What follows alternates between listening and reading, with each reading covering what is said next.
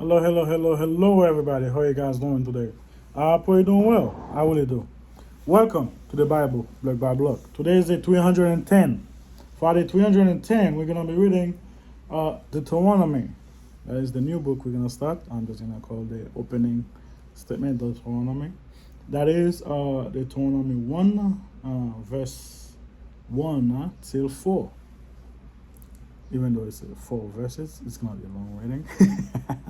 Because I want to explain that book so you guys can have a better understanding. Because a lot of people get it the wrong way. A lot of people like using the Deuteronomy, like using the book and trying to use some stuff in it and really misuse it. Why? Because the Deuteronomy mean the second law. Not because they're giving a second law, it's because they're going back over the law and saying some stuff that we might miss on the other one, right? That is why it's called Deuteronomy, I mean the second law, right? So yeah, I mean like the whole few women, grape thing, and stuff. We already talk about it, and you're gonna talk about something else, and like a lot of people keep not, I don't know how to say it, reading comprehensions and not getting the context out of them, right? So that's why this is a big book that people like to take out of context. It's mean second law, meaning everything you see in here, you should see it better explained in another book of Moses, because that is the last book of Moses. It's called the second law, the Deuteronomy. Remember, that's Moses going over everything that had happened, and going over all of them, telling them all the law again and everything before he died, before he go. So that's why it's called the second law. Moses going all over everything and then die. Okay? It's funny since Moses said he can't talk. And they said, well, I have a whole book about him talking. But yeah. All right. Let us begin, no? Let's begin. Our Father in heaven, holy is your name. Your kingdom come, your will be done. Our Father that is in heaven. Give us this day our daily bread. Forgive us our debt as we forgive our debtors. Do not lead us into temptation. Excuse me. But deliver us from the evil one. For your kingdom and your glory and your honor is forever and ever. Amen. All right. Before I read it, I'm going to use that crazy book and read something real quick in there. The Deuteronomy opened where the book of Numbers closed. The Hebrew people are on the plains of Moab, across the Jordan of Jericho. The journey from Kadesh Barnea, which is reported to take 11 days, was now over. Over 40 years in the wilderness, how the world generations of refused to accept God's promise of the land to Canaan. Only 3 persons were left, Joshua, Caleb, and Moses.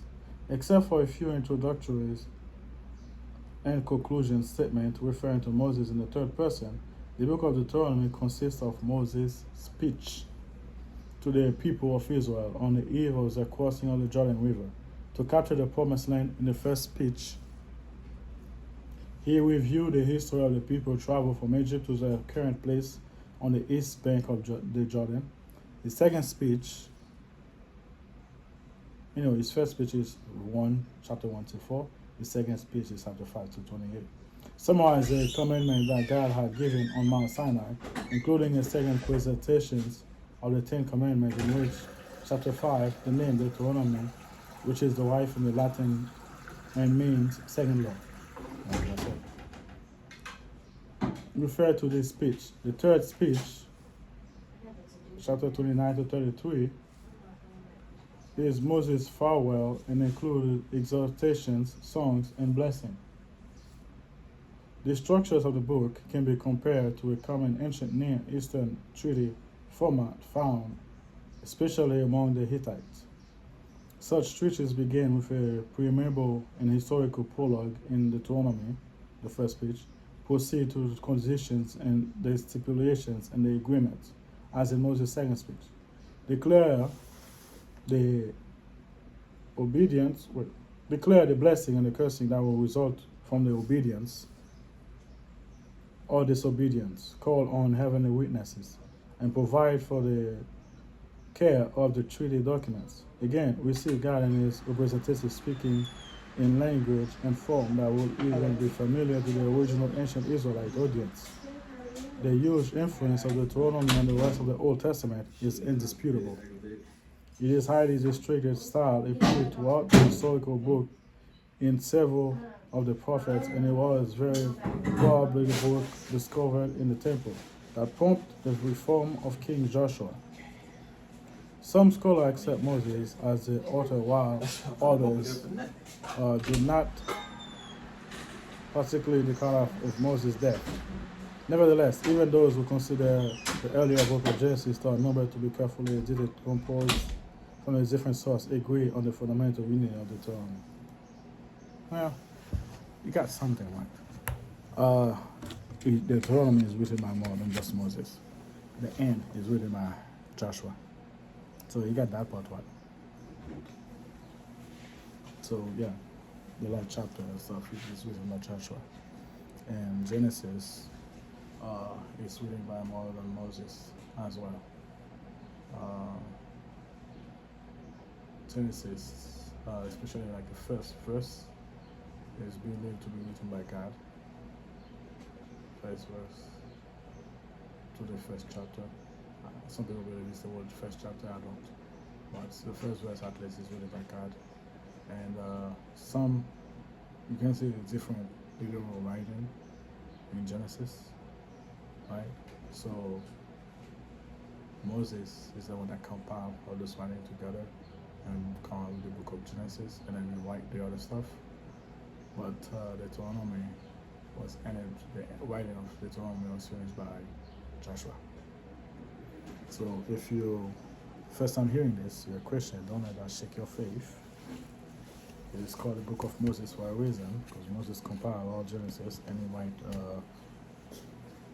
the rest. You write it, and then it was again written by Joshua at the end, especially at the end. And it was also believed he was saying them, and people write it down for Moses, even Exodus, Leviticus, and all that stuff like that. That's why I always refer to Moses, Moses this, Moses that, the man, Moses, and all that stuff like that, because it's believed all of it is written by Joshua. But it's called the Book of Moses, because Moses recited, and it was writing, it's like a scribe for Moses, especially at the end of Deuteronomy. So again, if you didn't know that, and that can shake your faith or something, don't be. There's nothing wrong with that. It's just stuff you need to research on. There's a destroy the Bible or anything like that. Anyway, let's read the verse I said before. All right, Deuteronomy 1 verse 1 to 4. They are the words which Moses spoke to all Israel on the side of the Jordan in the wilderness, in the plain opposite Surf, between Parah, Tophel, Laban, and Azareth.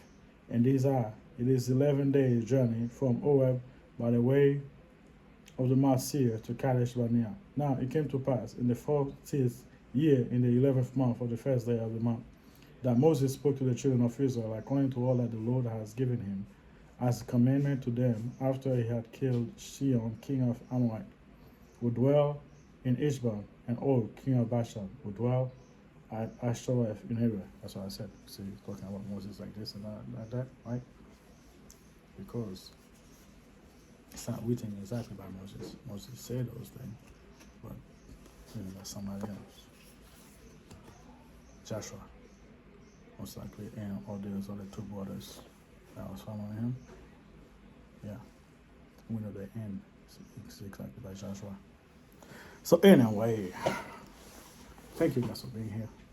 If you guys have any question or that helped your faith or something like that, let me know. Let's talk about it. All right. Pray for me. I'll pray for you. I will talk about something else in here, but I will leave you save that for tomorrow, because I'm gonna make the video a little longer. All right. I want to be able to post it on TikTok as well. So it's already almost 10 minutes. Pray for me. I'll pray for you guys. I'll see you guys next time. Bye.